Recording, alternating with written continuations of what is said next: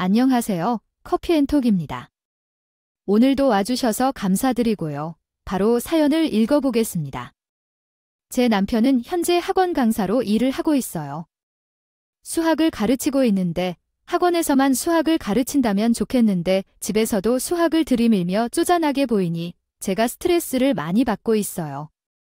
최근 저출산의 영향인지 학생 수가 점점 줄어서 학원 사정이 안 좋다고 해요. 그래서 남편도 학원에서 눈치를 받고 월급도 자꾸 동결되면서 스트레스를 받고 있긴 하죠. 그런 사정이 있긴 하지만 남편은 학원 사정이 안 좋아지기 전에도 원래부터 쪼잔한 사람이었어요. 결혼 전에는 그런 모습을 보면서 잘뜰하게 살 수 있겠다고 긍정적으로 생각했었어요. 하지만 결혼하고 나서 그건 아이들 때문이 아니라 좀 성격 같은 것이었고 그걸로 인해 남편과 한번 큰일을 치르게 되었어요. 남편은 정말로 좀생이었어요. 평소에 저는 남편이 퇴근하기 전에 먼저 마트에 가서 장을 보는데 이유는 퇴근한 남편과 함께 장을 보러 가면 너무나 피곤하기 때문이에요. 아, 우유를 왜 1리터짜리를 샀어? 당신 저번에도 1리터짜리 샀다가 120ml 정도 남은 거 유통기한 지나서 버렸잖아. 버릴 거 같으면 500ml짜리 사서 부족하겠어. 맨날 무슨 베이킹을 한다고 쇠를 사서 낭비하고 그러면 어떡해? 아니, 500ml짜리 사면 베이킹할 때 부족하니까 그렇지. 유통기한 깜빡하고 뒀다가 버린 건 미안한데 당신도 빵 맛있다면서 잘 먹었잖아. 그럼 됐지? 그걸 가지고 꼬치꼬치 따지고 싶어. 그게 다 돈이야? 돈 누가 벌어다 주는데 내가 벌어다 주잖아. 그러면 말 좀 할 수 있는 거 아니야? 우유 120ml이면 346원이야. 그 돈 어디 땅 파면 나온대. 이런 입씨름을 하는 것이 싫어서 혼자 장을 보러 가고는 했는데 어차피 남편의 카드로 결제를 하면 결제 금액이 남편에게 문자로 가요. 그래서 평소보다 금액이 조금이라도 더 나온 날이면 뭘 샀냐면서 남편이 저를 또 주조를 했죠. 오늘은 왜 13,000원이나 더 나왔어? 평소에는 3만원가량이었잖아. 또 낭비한 거 아니야? 평소랑 비슷하게 샀는데 올해 가뭄 때문에 채소값이 갑자기 다 인상되어서 그래? 한 5,000원은 그래서 더 나온 거고 8,000원은 오랜만에 과일 좀 먹으려고 샀어. 남들이 보면 역시 아이들하다고 생각할지 몰라도 이런 걸 매일같이 당하다 보면 한숨만 푹푹 나왔어요. 어떨 때는 내가 뭘 하고 있나 싶을 정도였죠. 남편이 하도 쪼잔하다 보니 저는 남들이 가는 여행도 몇 번 못 가보고요. 맛있는 외식도 한 달에 횟수를 정해두고 해야 했어요.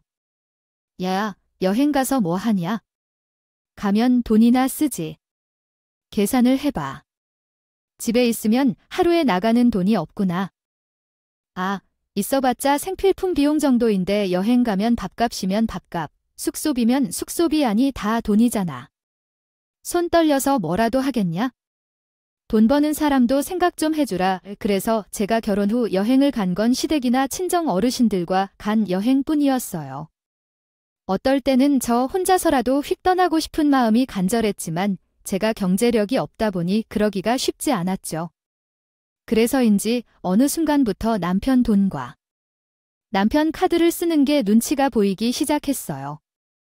그래서 어느 날 동네 친구 엄마가 재택 아르바이트를 시작했다는 이야기를 듣고 저도 해보기로 했어요. 인터넷에 간단한 후기나 글을 올리고 돈을 버는 일이었는데 보스는 얼마 안 되었지만 제 힘으로 돈을 벌 수 있다는 것만으로도 굉장히 재미있는 거예요. 그렇게 번 돈은 제가 마음대로 쓸 수 있다고 생각하면 더 그랬죠.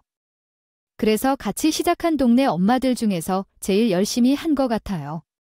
그 덕분인지 그 달에 60만 원이라는 돈을 벌 수 있었어요. 남들이 보면 그 돈이 별거 아니라고 생각하겠지만 돈을 안 벌고 있던 가정주부이자 남편이 아주 쫌생이인 저 같은 사람 입장에서는 정말 크게 느껴지는 액수였어요. 저는 기쁜 마음에 이 돈으로 뭘 할까 생각을 하다가 저를 위해서는 10만 원만 남기고 부모님 두 분께 용돈으로 50만 원을 드리기로 했어요. 첫 월급이니 기쁜 마음으로 부모님께 드리고 싶었거든요. 그래서 얼마 후 친정에서 다 같이 모일 일이 있어서 그날 예쁜 봉투에 용돈에 담아서 들고 갔어요. 그리고 부모님께 따로 용돈을 드렸죠.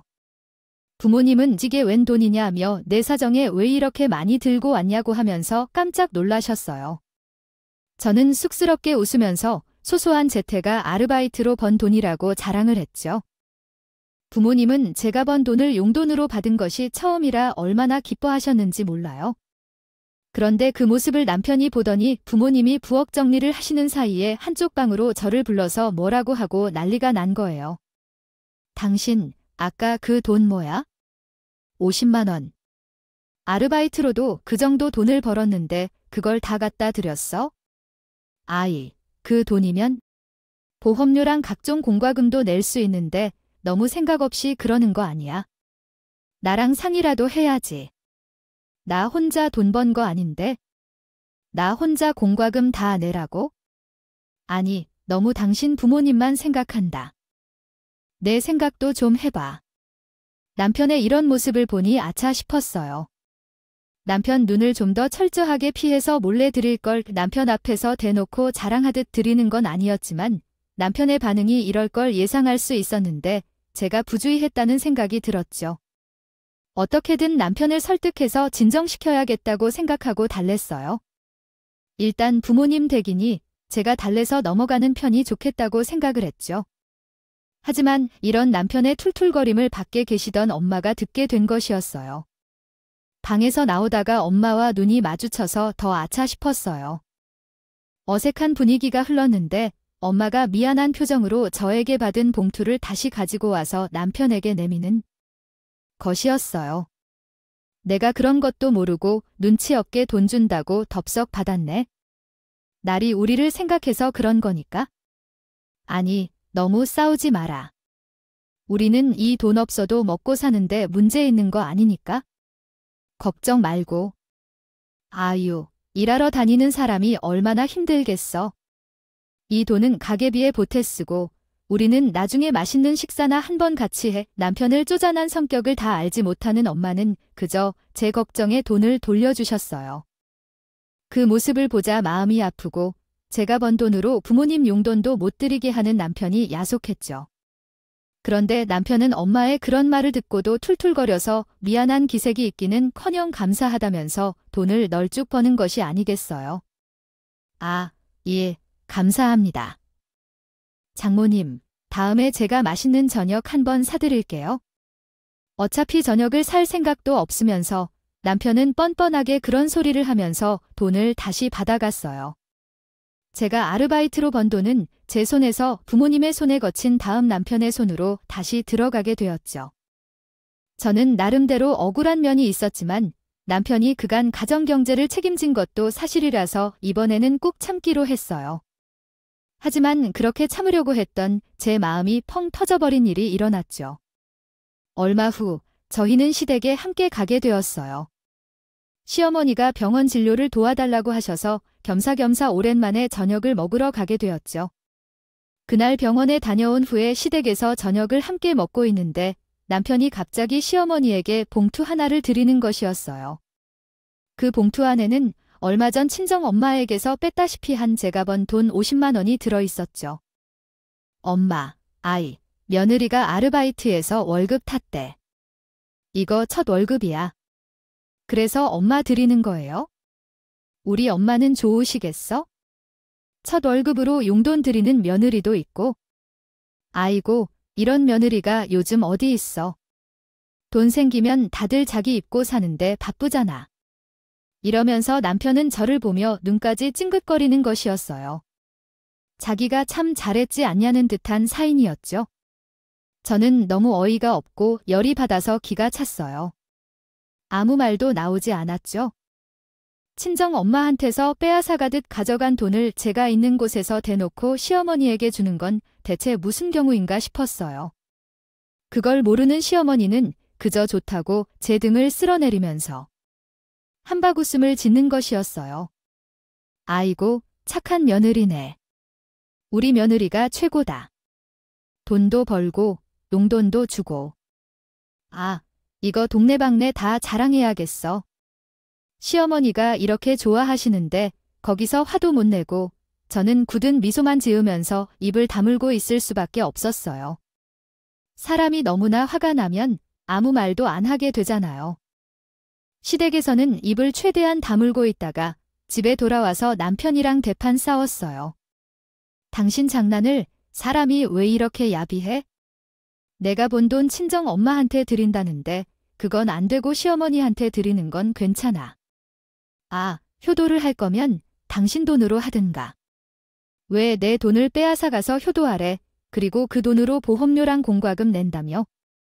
그래서 우리 엄마가 돌려준 건 아니야. 아니, 왜 이렇게 화를 내? 여보, 내가 시댁 가서 당신 귀 살려준 거잖아. 부부가 본 돈은 다 공동 소유인데 당신이 번 돈도 그런 거지. 아이, 그러니까 공과금이나 보험료를 내도 되지만 우리 엄마 용돈 드리고 당신 점수도 좀 따고 그래도 되잖아. 내가 뭘 그렇게 잘못했다고 그래? 됐어. 이 점생아야, 당신이 번 돈으로 용돈 드리기는 싫고 내가 본 돈이 공돈처럼 느껴지니까 그걸 시어머니한테 드린 거 아니야. 내 길을 살려주는 것처럼 했어도 결국 당신 이득 보자고 한 걸 모를 줄 알아? 그리고 부부가 공동 소유라고 해도 내가 번 돈으로 친정엄마한테 용돈 드리는 건 안 되고 시어머니한테 용돈 드리는 건 돼. 드릴 거면 양쪽에 똑같이 드리든가. 사람이 왜 그렇게 치사하고 더럽냐? 진짜 아주 본인 이득 차리는 것만 신경 쓰기 바쁘지. 제가 너무 화가 나서 마구 쏘아대자. 남편은 길을 살려줘도 뭐라고 한다면서 삐져버렸어요. 하지만 저는 분통이 터진 것이 가라앉지를 않았죠. 제가 처음으로 벌어본 돈이라 정말 소중했고 부모님께 드린다는 생각에 기뻤는데 그런 기회를 남편이 빼앗아간 것도 화가 났어요. 그런데 더 시어머니께 용돈은 드려도 되는데 친정엄마에게는 용돈은 빼앗아오는 태도가 정말 화가 나게 만들었죠. 그게 단순히 본인 부모님만 챙기는 것이 아니라 제 돈을 써서 본인이 이득을 보려고 했을 거라는 것을 알고 있으니 더 싫었어요. 남편은 삐져서 한 달간 저랑 말도 하지 않았어요. 하지만 저는 신경도 쓰지 않았죠. 그만큼 저도 화가 많이 났거든요. 하지만 남편의 그런 모습을 모르고 있던 것도 아니다 보니 결국은 죄가 답답해서 먼저 화해를 하게 되었어요. 제 팔자인가 보다 하고 지내는 사이. 마련해주겠다고 말했어요. 지금과 같은 상황이라도 내가 도와줄 수 있는 게 있으면 최선을 다해야겠다고 생각했거든요. 엄마는 나의 제안에 감동하셨고 눈물을 붙이며 고마워했어요. 그래서 이제부터는 엄마의 치아 치료를 위해 저축을 시작하기로 했습니다. 함께 가난한 건 자연스럽게 더 나눠서 나누는 게 가장 큰 원칙이라고 생각했어요. 그리고 평생 지금처럼 우리 가족과 함께 어렵거나 행복한 순간을 공유할 수 있기를 바라요. 부디 엄마의 치아가 빨리 나아지길 바라며 되돌아갔습니다. 들어야겠다고 생각했어요. 육아를 하면서 재택 아르바이트를 하면 한 달에 50만 원에서 많게는 60만 원까지 벌 수 있었는데 30만 원씩이라도 저금을 하다 보면 치료비 정도는 마련할 수 있지 않을까 싶었어요. 시간이 걸려도 엄마의 보철 치료 정도는 해드리고 싶었으니까요. 하지만 치료비를 모으는 것은 시간이 너무 더디게 걸렸어요. 엄마는 이가 아프다고 참고 지내셨는데 돈이 모이지 않아 치료를 할 수 없으니 답답했죠. 아무래도 저 혼자 목돈을 감당하기에는 조금 부담이 있었고 너무 힘들었어요. 이럴 때면 형제라도 한 명 있었으면 나눠서 했을 텐데 하고 아쉬운 생각이 들었죠. 사실 저에게는 연년생 오빠가 한 명 있어요. 하지만 오빠는 말만 오빠지 하는 짓은 말보다도 못한 사람이었어요. 그래서 연락을 끊고선 지도 몇 년이 되었어요. 어디서 어떻게 사는지도 모르고 뭘 하는지도 몰라요.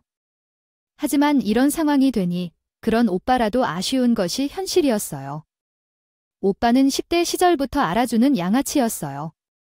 공부는 안 하고 불량한 친구들이랑 어울려 다니기 일쑤였죠.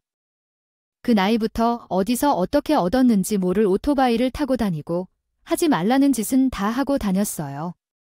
부모님도 오빠가 말을 안 들으니 다치지 않고 집에만 제대로 들어와도 다행이라고 생각하실 정도였죠. 그렇게 자란 오빠는 성인이 되어서는 망나니가 되었어요. 제 버릇게 못 준다고 제대로 된 직장에 취직을 하지 않고 유흥업소에서 일을 하면서 추객들을 상대로 돈을 뜯었어요. 만찬 사람들의 계산서에 비싼 양주값을 슬쩍 끼워 넣는다거나 인사불성이 된 사람들을 직업을 털기도 하고요. 그러다가 한 번은 손님의 신고로 경찰서에 잡혀갔고 절도로 판결을 받고 유치장 신세를 진 적도 있었어요. 그 뒤로는 몇 번 그러고 나서 안 그러나 싶었는데 그 다음에는 사기에 원로되어서 또 경찰에게 붙잡혀가기도 했어요. 그러면서 오빠는 깡패짓을 참 많이 하고 다녔고 옛날에 주먹 쓰는 사람들만 하던 화려한 문신도 하고 다녔어요. 이런 오빠와 가족이라고 모여봤자 분위기만 냉랭하고 대화도 안 통하니 연락도 별로 하고 싶지가 않았어요. 개선이 안 될 오빠의 모습을 보고 있으면 숨이 막혀서 안 보고 살기로 한 거죠. 그래서 연락을 끊어지는 꽤 됐어요. 그렇게 되었는데도 막상 현실적으로 아쉬운 상황에서는 오빠 생각이 난다는 게 참 얄궂었어요. 그렇다고 이제 와서 오빠랑 연락을 취할 방법도 없었죠. 정도로 오빠한테 문제가 있다는 건 남편은 모르는 사실이었어요. 제가 일부러 남편에게는 이야기한 적이 없었거든요. 어쨌든 지금 당면한 것은 엄마의 치과 치료비 마련이었어요. 더 돈 나올 구석이 없나 하고 제가 머리를 싸매고 고민을 하고 있었는데 남편이 어떻게 알았는지 친정엄마 임플란트 이야기를 먼저 꺼내는 것이었어요. 아, 여보, 장모님이 임플란트 하셔야 한다면서 그런 일이 있으면 나한테 이야기를 하면 되지. 아, 그걸 왜 혼자 해결하려고 했어? 가슴 아프게, 부부가 뭐야, 일심동차 아니야? 나도 장모님 임플란트 정도는 해줄 수 있는 사람이야. 임플란트 월말에 이야기해 줘봐. 저는 남편이 먼저 그런 이야기를 꺼낼 줄은 몰라서 깜짝 놀랐어요. 좀생이, 남편이 우리 엄마의 임플란트 비용을 내준다고 하니 몇 달을 골머리 썼던 터라 그렇게 반가울 수가 없었죠. 오랜만에 남편의 말에 웃음이 나왔어요. 정말 여보, 정말 고마워. 그런데 우리 생활도 빡빡한데 당신 정말 괜찮은 거야? 아무리 그래도 임플란트는 너무 비싼데 무리할 거 없어? 에이, 그 정도야. 할부로 내면 되지 뭐. 그렇게 걱정이 많아. 그리고 요새는 당신이 아르바이트를 본 돈을 생활비에 보태주고 있어서 나도 부담이 많아. 너란 걸 괜찮아요. 여보, 장모님께 임플란트 정도는 해드리자. 남편이 이렇게 먼저 말을 해주니 참 고마웠어요. 그래도 남편이라고 든든하다는 생각이 들었죠. 최근에 믿고 싫었던 감정들도 눈이 녹아 사라졌고 아무리 그래도 남편이긴 남편이구나 싶었어요. 든든한 남편의 지원 덕분에 엄마는 시린 치아 치료를 바로 할 수 있게 되었어요. 있었어요. 임플란트도 잘 되어서 엄마는 치통과 시린이에서 벗어날 수 있었죠. 여기까지는 정말 좋았어요. 하지만 딱 여기에서 끝났으면 얼마나 좋았을까요? 무사히 엄마의 치과 치료가 끝난 후 저는 남편에게도 고맙다고 해서 정말 기분이 좋았는데 치료가 끝난 후부터 남편은 본 모습을 제대로 드러내기 시작했어요. 엄마에게 비싼 치과 치료비를 내준 것이 억울한 것이었을까요? 아니면 돈을 냈으니 그만큼 대우를 받고 싶었던 것이었을까요? 남편은 툭하면 저에게 돈과 관련해 더 이득을 보고 싶다는 듯한 소리를 했어요. 이번 달부터는 내 개인 용돈 20만 원 올려줘. 내가 얼마 전에 장모님 임플란트 치료비 내줬잖아. 아, 그 정도는 해도 되지. 이제 당신도 돈 벌기도 하니까. 남편이 웬일로 넓은 마음으로 엄마 치료비를 낸다고 해서 저는 남편이 다시 보였거든요. 그런데 아니나 다를까 그 뒤에 남편은 그 돈을 다시 돌려받아야 한다는 듯이 굴었어요. 대가를 생각하고 치료비를 낸 것이라면 제가 생각했던 것만큼 고마운 일은 아니라는 기분이 들었죠. 하지만 남편이 비싼 치과 보철 비용을 내준 것이 맞기는 했어. 그 정도는 수용하기로 했어요. 하지만 그 뒤에도 어찌나 그 치료비 낸 것으로 생색을 하던지 고마웠던 마음이 사그라드는 기분이었어요. 그럴 때 기분이 상하기도 했지만 제 앞에서만 이렇게 생색을 내는 정도는 상관없다고 생각했어요. 하지만 남편은 때와 장소를 모르고 밴댕이 소갈딱지 같은 생각을 친정에 가서도 드러내기 시작했어요. 한 번은 친정 식구들과 다 같이 집에서 소고기를 구워 먹기로 했어요. 엄마가 사위한테 고맙다면서 소고기를 사들고 찾아오신 것이었죠. 그래서 한유상 차려놓고 고기를 구워 먹으면서 엄마가 남편에게 이렇게 이야기를 했어요. 아이고, 이 고기도 정말 오랜만에 먹어본다. 그동안 이가 시원치 않아서 고기도 못 씹고 제대로 먹지를 못했지 뭐야? 아이, 그런데 사위 덕분에 이제 내가 고기도 이렇게 잘 먹네. 요새 일하느라 힘들다고 했는데 아이, 큰돈 쓰느라 고생 많았어. 정말 고마워. 사위 엄마가 웃으면서 남편에게 고맙다고 하니 남편도 웃으면서 받아들일 줄 알았어요.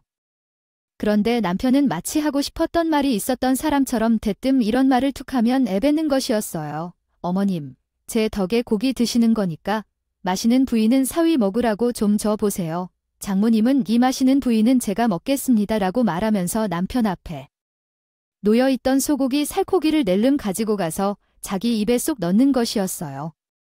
모두들 남편의 예상하지 못한 말을 듣고 순간 정적이 흘렀어요. 그러자 소고기를 쩝쩝 씹던 남편이 농담이라면서 웃으며 넘어가는 것이었어요. 분위기가 왜 이래요? 아, 그냥 농담한 거예요. 어쩌고 한 이야긴데. 아, 왜 이렇게 분위기가 싸해졌지? 그날 그 자리에서는 그냥 그렇게 넘어가는 듯 했어요. 하지만 문제는 이게 시작이었어요. 남편은 그 임플란트 보철 비용이 그렇게나 아까웠는지 아니면 좀생이라서 지출한 돈은 다시 돌려받아야 성이 차는 것인지 이후로도 친정엄마를 만날 때마다 비슷한 소리를 자꾸 하는 것이었어요. 임플란트 보철한 것으로 몇 년은 생색을 낼 것 같이 말이에요. 또 한 번은 식구들이 모여서 게장을 먹었는데 엄마가 게장을 열심히 손질해주고 계셨거든요. 남편이 그것을 보더니 이렇게 말하는 것이었어요. 장모님, 제가 그 비싼 임플란트 해드렸으니까 게다리 정도는 그냥 씹어 드셔도 되는데. 아니 뭐 그렇게 힘들게 손질하고 계세요. 다른 사람들은 몰라도 장모님은 그냥 씹어 드셔도 되잖아요. 농담이라기에는 아무도 웃을 수가 없고 본인이 임플란트를 해줬다고 자랑하는 거라고 보기에는 친정엄마를 너무 하대하는 듯한 말에 정말 불편했어요. 처음에 그런 소리를 했을 때는 웃고 넘어갔지만 이제 저는 웃고 넘어갈 수가 없었죠. 임플란트 해줬다고 엄마한테 생색을 내는 것을 넘어서 갑질하듯 말하는 게 참 보기 안 좋았어요. 사람이 돈을 쓸 때는 좋은 마음으로 해야지 돈 쓰기 싫어서요. 억한 심정을 가지고 쓰면 저렇게 되는 건가 싶었죠. 그 이후에도 남편은 자꾸 엄마에게 눈치를 주고 엄마에게 갑질하듯이 말을 했어요. 장모님, 친구분들이랑 여행 가는 거 이번에는 돈 안 보태드려도 되죠? 아, 저번에 제가 비싼 임플란트에 드렸잖아요. 그러니까 이번 여행은 저는 그냥 넘어갈게요. 어찌나 좀생이인지 정말 꼴보기 싫을 정도였어요. 이런 일이 점점 더 많아지다 보니 남편의 말이 농담이 아니라는 걸 확신할 수 있었고 친정엄마에게 못할 소리를 자꾸 해대니 저도 자꾸 화가 났어요. 어느 날은 너무 화가 나서 한 번만 더 있던 소리 하면 그때는 저도 가만히 있지 않을 거라고 다짐했어요. 그러다 어느 날 남편이 친정집에 맡겨둔 아이를 데리러 혼자 가게 되었어요. 제가 볼 일이 있어서 그날 좀 일찍 퇴근한 남편에게 부탁을 했거든요. 그런데 얼마 지나지 않아서 저에게 모르는 번호로 연락이 왔어요. 받을까 말까 하다가 받아보니 전화를 건 사람은 몇 년 만에 목소리를 듣는 친정 오빠였어요.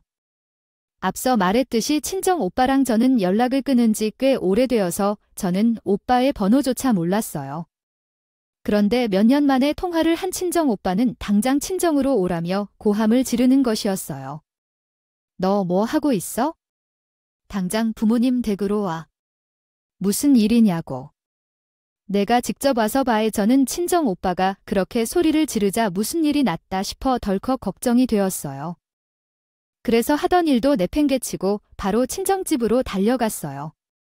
친정에 도착해보니 거실에 모두 모여 있었고 그 가운데 남편이 무릎을 꿇고 손을 들고 있는 건 아니겠어요. 놀란 마음으로 자세히 보니 심지어 남편은 얼굴이 띵띵 부은 채 있었어요. 울고 있었어요. 이게 다 무슨 일이야? 여보, 괜찮아. 오빠, 이게 어떻게 된 거야? 저는 직감적으로 친정 오빠가 남편을 그렇게 만들었다는 느낌이 왔어요. 보통 일이 아닌 것 같아서 7에서 8년 만에 만난 오빠와 인사도 하지 않고 질문부터 날렸죠. 그래도 오빠도 매제되는 사람을 그렇게 만들어 놓았으니 설명은 해야겠다 싶었는지 저를 앉혀놓고 설명을 해줬어요.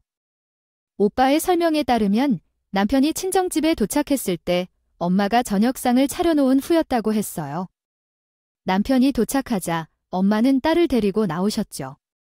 그런데 또 이 쫌생이가 밥을 얻어먹고 가고 싶었는지 저녁상이 차려져 있는 것을 보더니 다짜고짜 상에 앉으면서 저녁을 먹고 가겠다고 했다는 것이었어요.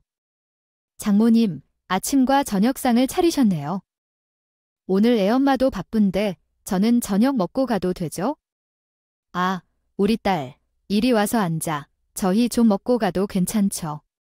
아이, 제가 장모님께 투자한 게 얼마인데 한 끼 정도는 괜찮잖아요. 남편이 당연하다는 듯이 딸까지 불러 식탁에 앉았는데 친정엄마가 상당히 난처해하면서 이렇게 말씀하셨다고 해요. 사위 정말 미안한데 오늘은 그냥 가면 안 될까? 오늘은 좀 사정이 있어서 그래? 아니, 저녁상도 나 혼자 먹으려고 차린 게 아니라서 미안한데 오늘만 이해를 좀 해줘. 그 말을 듣고도 남편은 포기하지 않았어요. 어떻게든 식사라도 해서 낸 돈을 뽕을 뽑겠다는 듯한 태도를 취했다고 했어요. 장모님, 너무하시네요. 아니, 저희가 밥 먹고 가니까 아까우세요. 여튼 비싼 임플란트를 해드려도 이런 걸로 섭섭하게 하시네. 저녁 한 끼 정도는 대접해주세요. 숟가락 2개 더 올리는 게 어려운 일도 아니잖아요. 돈 많이 드는 것도 아닌데. 자위, 그래서 그런 게 아니고 하여간 오늘은 좀 곤란하니까 오늘은 그냥 가세요. 내 말 들어, 응. 남편이 이렇게 말을 해도 엄마가 그냥 가라고 단호하게 이야기를 하자 남편은 무엇인지 몰라도 어디에 꽂혀 화가 난 것 같았어요.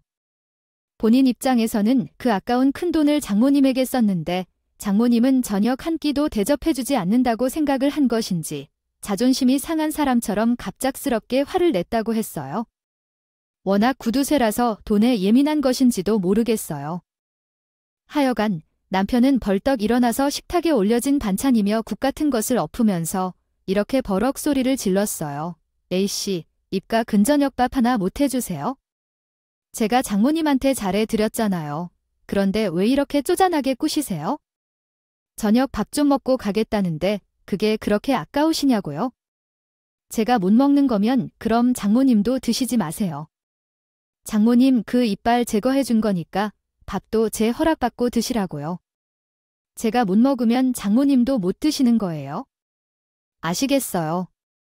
그 말에 듣는데 저도 뚜껑이 열렸어요. 최근에 남편이 친정 엄마한테 자꾸선 없는 듯이 못난 소리를 하는 건 알았는데 예의도 없이 그딴 소리를 했을 줄은 몰랐거든요. 친정 오빠한테 전해들은 말에 저도 화가 나서 남편을 다그치면서 소리를 질렀어요. 당신 정말로 그딴 소리를 했어?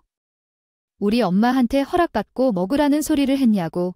그랬더니 남편은 훌쩍거리면서 고개를 끄덕이며 그랬다고 하는 것이었어요. 내가 그런 소리 하지 말라고 했지? 요새 안 그래도 살금살금 예의 없게 굴어서 내가 주시하고 있었는데 나 없는 꽃에서 우리 엄마한테 그런 소리를 해. 왜 임플란트 좀 해줬다고 당신이 뭐라도 된 것 같아. 사람이 아무리 쫌생이 같아도 그렇지? 돈 썼다고 한참이 사람인 장모님한테 갑질을 해. 당신 대체 예의라는 게 있는 사람이야? 그렇게 돈 쓴 거 가지고 생색내고 아까워할 거면 그냥 쓰지 말지 그랬어.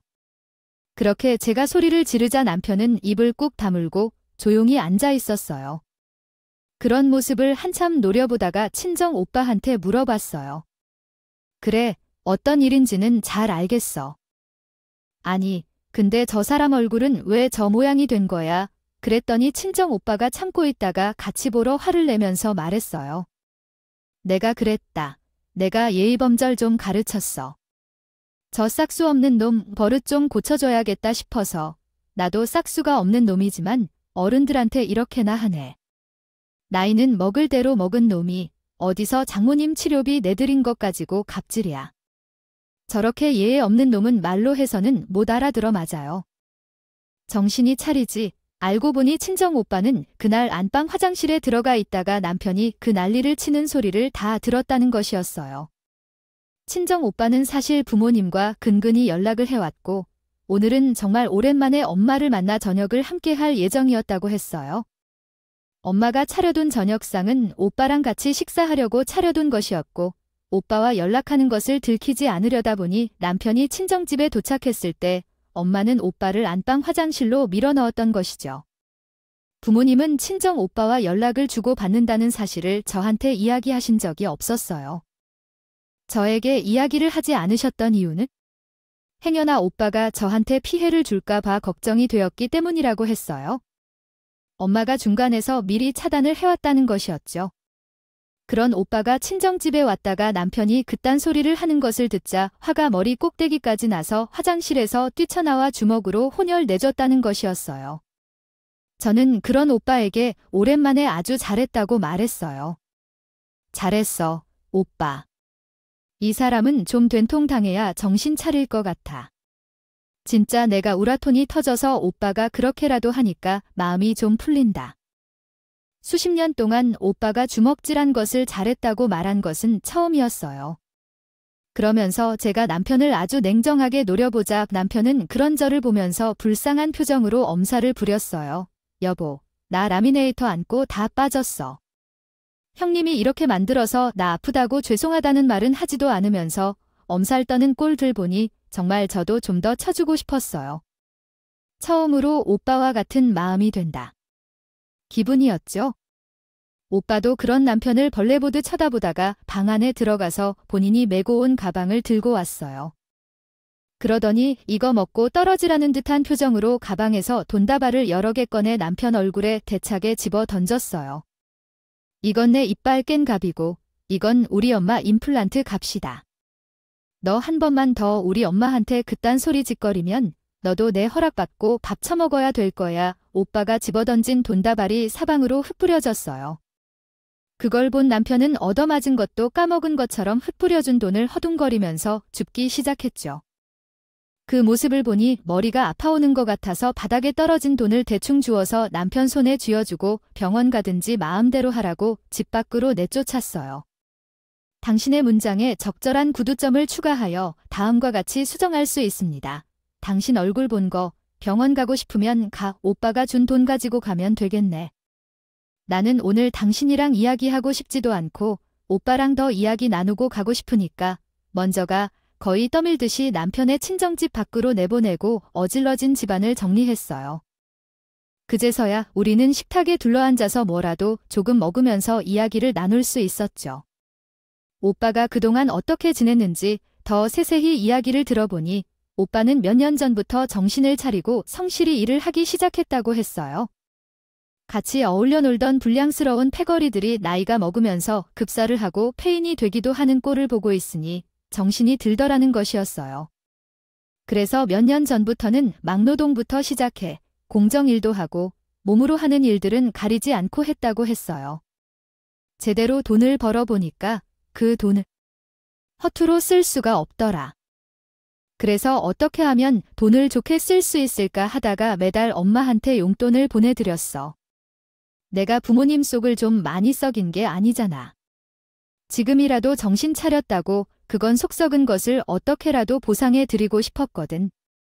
그건 열심히 일하면서 능력을 인정받아서 공정에서 관리직으로도 승진을 했어. 이번에 매출이 좋아서 보너스를 받게 되었는데 그래서 그 돈을 뭉치로 뽑아서 온 거야? 엄마한테 드리고 싶어서. 그리고 오빠는 그 돈을 남편 놈에게 던져준 것이었어요. 오늘 큰일이 있었지만 그래도 엄마는 7에서 8년 만에 이렇게 가족이 둘러앉은 것이 기쁘신지 웃으면서 말씀하셨어요. 우리도 가능하면 이제 연락 주고받으면서 같이 살자. 너희 오빠가 그건 정신을 많이 차렸다. 이제 예전처럼 망난 짓 안 한다고. 하니까 우리도 가족밖에 같이 늙어가자. 엄마의 그런 말을 들으니 그간 오빠와 연락 자체를 끊어버린 게 조금 미안하다는 마음도 들고 엄마 말대로 가족으로 같이 지내보고 싶은 마음이 들었어요. 그래서 오빠와 연락처도 교환하고 자주 보자고 인사도 나누고 웃는 얼굴로 집을 나섰어요.